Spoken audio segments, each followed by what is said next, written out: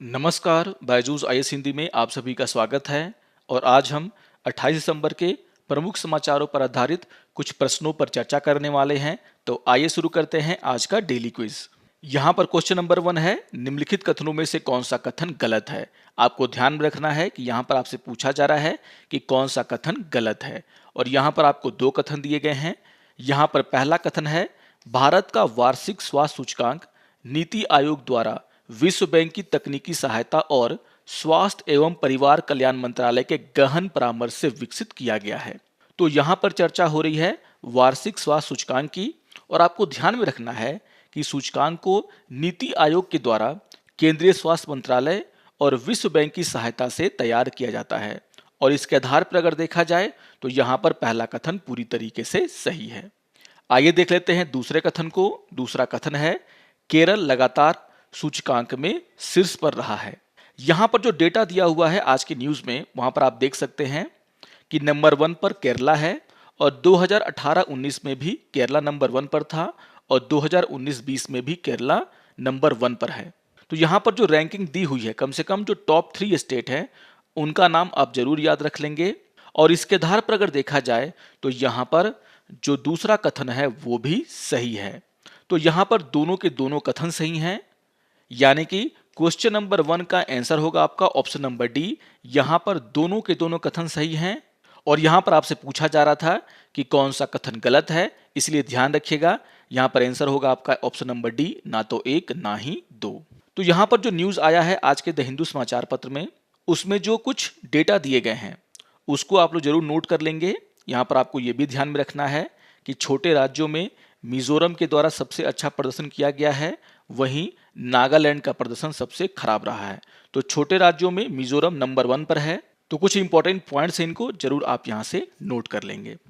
आइए अब question number 2 पर चर्चा कर लेते हैं। क्वेश्चन नंबर 2 है, सबर जनजाति मुख्य रूप से कहां पाई जाती है। और यहां पर आपको 3 स्टेट के नाम दिए गए हैं, जिसके आधार पर आपको इसका आंसर बताना है। तो आपको ध्यान में रखना है कि सबर जनजाति मुख्य रूप से उड़ीसा और पश्चिम बंगाल में पाई जाती है। और इसीलिए क्वेश्चन नंबर 2 का आंसर होगा आपका ऑप्शन नंबर सी, यानी कि दूसरा और तीसरा, यानी कि उड़ीसा और पश्चिम बंगाल। तो ध्यान रखिएगा क्वेश्चन नंबर 2 का आंसर है ऑप्शन नंबर सी। और इससे जुड़ा हुआ एक न्यूज आज के द हिंदू समाचार पत्र में आया है, बहुत ही इंपॉर्टेंट न्यूज है, जहां पर यह कहा गया है कि सबर tribes family get right over forest land. और यहां पर सबर जनजाति के लोगों को जंगल की जमीन के ऊपर मालिकाना हक दिया गया है। और इसी को आधार बना करके ये न्यूज आपके सामने रखा गया था। तो बहुत ही इंपॉर्टेंट न्यूज है ये। इस क्वेश्चन को आप लोग जरूर रिवाइज करेंगे और इस न्यूज को भी आप लोग जरूर ध्यान से पढ़ेंगे। आइए अब क्वेश्चन नंबर 3 पर चर्चा कर लेते हैं। क्वेश्चन नंबर 3 है, निम्नलिखित कथनों में से कौन सा कथन सही है। और यहां पर आपको 2 कथन दिए गए हैं। यहां पर पहला कथन है, विदेशी अंशदान नियम अधिनियम यानी कि FCRA के तहत विदेशी धन या दान प्राप्त करने हेतु गैर सरकारी संगठनों और संघों के लिए पंजीकरण अनिवार्य है। तो ये कथन पूरी तरीके से सही है। आपको ध्यान में रखना है कि अगर आप विदेशों से धन मंगाना चाहते हैं और अगर आपका कोई संगठन है, तो यहाँ पर आप तब तक विदेशी धन या दान प्राप्त नहीं कर सकते जब तक आपको इसका सर्टिफिकेट नहीं मिल जाता है। और ये सारे नियम विदेशी अंशदान नियम अधिनियम में दिए गए हैं, यानी कि यहाँ पर जो पहला कथन है वो पूरी तरीके से सही है। आइए देख लेते हैं दूसरे कथन को। दूसरा कथन है, अधिनियम वित्त मंत्रालय द्वारा लागू किया जाता है।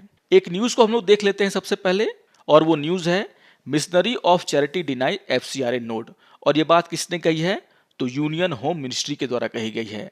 तो यहां से आपको साफ साफ पता चलता है कि FCRA यानी कि विदेशी अंशदान विनियम अधिनियम गृह मंत्रालय के द्वारा कार्यान्वित किया जाता है। यानी कि यहाँ पर जो दूसरा कथन है वह गलत है। यहाँ पर वित्त मंत्रालय का नाम दिया गया है, जबकि यह अधिनियम गृह मंत्रालय के द्वारा लागू किया जाता है। और इसके आधार पर अगर देखा जाए तो क्वेश्चन नंबर 3 का आंसर होगा आपका ऑप्शन नंबर ए। यहाँ पर सिर्फ पहला कथन ही सही है। तो इससे जुड़ा हुआ जो न्यूज है वो बहुत ही इंपॉर्टेंट हो जाता है। जैसा कि मैंने कहा कि गृह मंत्रालय के द्वारा मिशनरीज ऑफ चैरिटी को जो प्रमाण पत्र दिया गया था विदेशी चंदा लेने के लिए, उसे रिन्यू नहीं करने का फैसला लिया गया है। यहां पर कुछ अनियमितताएं देखी गई हैं और इसी को आधार बना करके इस पंजीकरण को रिन्यू नहीं किया गया है। तो इस न्यूज को भी आप लोग जरूर ध्यान से पढ़ लेंगे।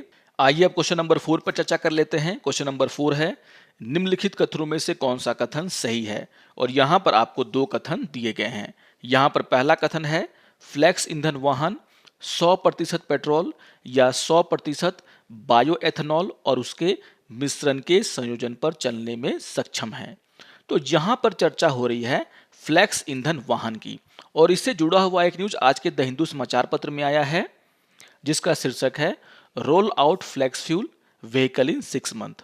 और जब आप इस न्यूज को पढ़ेंगे तो सबसे अंतिम में आपको यहाँ पर यही स्टेटमेंट मिलेगा कि ये जो फ्लेक्स फ्यूल व्हीकल हैं वे 100% पेट्रोल और 100% बायोएथेनॉल और उनके मिश्रण पर चल सकते हैं, और इसीलिए इनका नाम रखा गया है फ्लेक्स फ्यूल व्हीकल।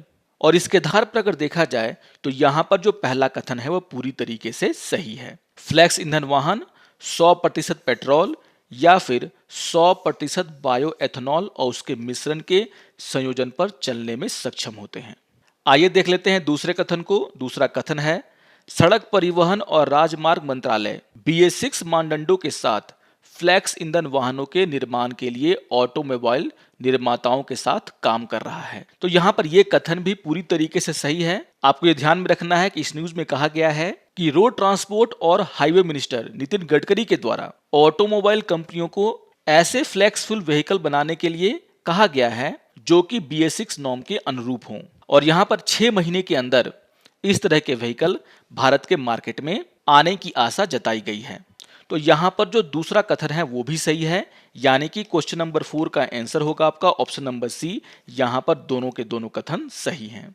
तो बहुत ही इंपॉर्टेंट न्यूज है, आज के द हिंदू समाचार पत्र में आया है, और जो इंपॉर्टेंट पॉइंट्स हैं उनको आप लोग जरूर ध्यान से नोट कर लेंगे, जिसको आधार बना करके ये क्वेश्चन आपके सामने रखा गया था।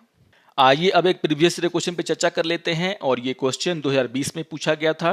क्वेश्चन नंबर 5 है, यह प्रयोग 3 ऐसे अंतरिक्ष यानों को काम में लाएगा जो समबाहु त्रिभुज की आकृति में उड़ान भरेंगे, जिसमें प्रत्येक भुजा 1 मिलियन किलोमीटर लंबी है और यानों के बीच लेजर शिल्प के बीच चमक रही होगी। कथित प्रयोग किसे संदर्भित करता है? और यहाँ पर आपको 4 ऑप्शन दिए गए हैं। तो यहाँ पर एक प्रयोग की चर्चा हो रही है, और यहाँ पर आपको ध्यान में रखना है कि इस तरह के प्रयोग को evolved laser interferometer space antenna का नाम दिया गया है, जिसका लक्ष्य पहली बार अंतरिक्ष में गुरुत्वाकर्षण ब्रह्मांड की खोज करना है। इस मिशन में 3 अंतरिक्षयान शामिल हैं।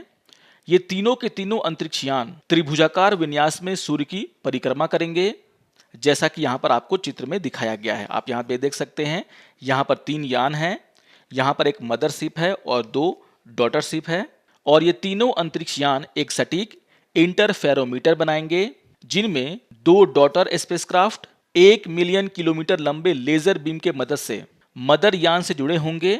और यह इंटरफेरोमीटर आप देख सकते हैं यहाँ पर 0.1 मेगाहर्ट्ज से 1 हर्ट्ज की सीमा में आवृत्तियों पर गुरुत्वाकर्षण तरंगों का पता लगाने में सक्षम होंगे, और इसी की यहाँ पे चर्चा की जा रही है। इसीलिए क्वेश्चन नंबर 5 का आंसर होगा आपका ऑप्शन नंबर डी, यानी कि इवॉल्व्ड लीजा।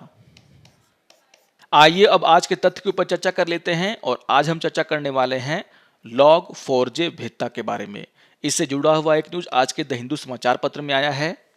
यहाँ पर आपको ध्यान में रखना है कि log4j भेद्यता केवल पिछले सप्ताह ही खोजी गई थी, और यह एक खतरनाक खामी है जो कि जावा लाइब्रेरी में खोजी गई है, जिसका इस्तेमाल कई सारे पॉपुलर सर्विस प्रोवाइडर के द्वारा किया जाता है। log4j में मौजूद एक बग के कारण हैकर्स पूरे कंप्यूटर को दूर बैठे एक्सेस कर सकते हैं। वे अपने घर से ही आपके कंप्यूटर का कंट्रोल अपने पास कर सकते हैं, और इसके बारे में जानकारी इंटरनेट इंफ्रास्ट्रक्चर सर्विस प्रोवाइडर क्लाउडफेयर ने सॉफ्टवेयर कंपनियों को पहले ही दे दी थी। यहाँ पर ध्यान देने वाली बात यह है कि ये जो बग है वह बैंकिंग सेक्टर को भी प्रभावित कर सकता है। यहाँ पर कहा गया है कि यह एक ट्रोजन वायरस, जिसे हम मीटर पेटर के नाम से जानते हैं, जो कि ऑनलाइन बैंकिंग क्रेडेंशियल को चुराने के लिए डेवलप किया गया था, यानी कि आपकी जानकारी चुराने के लिए डेवलप किया गया था, और उसे इस बग के माध्यम से आसानी से बैंकों के सॉफ्टवेयर में इंस्टॉल किया जा सकता है, क्योंकि यहाँ पर हैकर्स log4j भेद्यता का इस्तेमाल करते हुए बैंकिंग सॉफ्टवेयर को कंट्रोल कर सकते हैं, और यहाँ पर स्टोरजन वायरस मीटरप्रेटर को इंस्टॉल किया जा सकता है, जिससे कि लाखों लोगों के बैंकिंग डेटा चुराए जा सकते हैं। यहाँ पर एक्सपर्ट्स का कहना है कि लॉक4j बग के कारण लाखों डिवाइस प्रभावित हो सकते हैं और इसी को लेकर के यहाँ पे चर्चा किया गया है। तो बहुत ही इंपॉर्टेंट न्यूज़ है ये, इसको भी आप लोग जरूर ध्यान से पढ़ लेंगे। आशा करता हूं कि आपको आज का ये डेली क्विज पसंद आया होगा। सारे क्वेश्चंस बहुत ही इंपॉर्टेंट न्यूज़ से जुड़े हुए हैं। आप इन न्यूज़ को भी रिवाइज कर लेंगे, क्वेश्चन को भी रिवाइज कर लेंगे और जो इंपॉर्टेंट पॉइंट्स हैं उन्हें नोट डाउन कर लेंगे। और अगर आपको ये वीडियो अच्छा लगे तो आप जरूर इसे लाइक करें, शेयर करें और दूसरों को भी सब्सक्राइब करने के लिए प्रेरित करें। तो मिलते हैं डेली क्विज के अगले अंक में। तब तक के लिए नमस्कार और धन्यवाद।